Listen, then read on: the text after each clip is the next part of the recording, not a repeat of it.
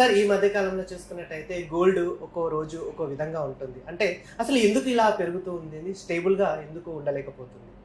Gold ఎప్పుడు కూడా అతిగా పెరగదు, అతిగా పడదు. స్టేబుల్గానే ఉంది. ఈ మధ్యకాలంలో చాలా స్టేబుల్, చాలా కన్సాలిడేషన్ గోల్డ్గా ఉంది. పెరగటం ఒక 1 ఇయర్ నుంచి ఎక్స్ట్రీమ్గా పెరిగిన మాట వాస్తవం. ఒక 3 నెలల నుంచి కన్సాలిడేట్ అవుతున్న మాట వాస్తవం. గోల్డ్ని ప్రభావితం చేసే విషయాలు చాలా ఉంటాయి ఇండియన్ మార్కెట్లో.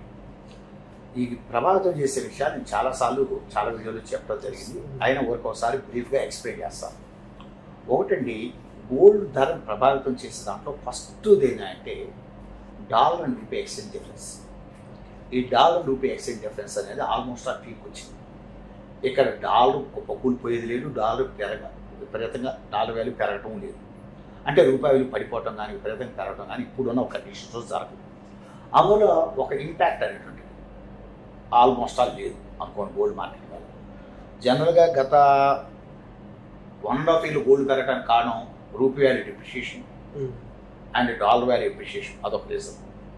సో ఇప్పుడు ఆ యొక్క పాయింట్ అనేది లేదు, ఒక పాయింట్ కొట్టేసేసేయండి. అంటే గోల్డ్ ఎక్స్ట్రీమ్గా పెరగడానికి ఉండే ఒక కారణాలు లేదు.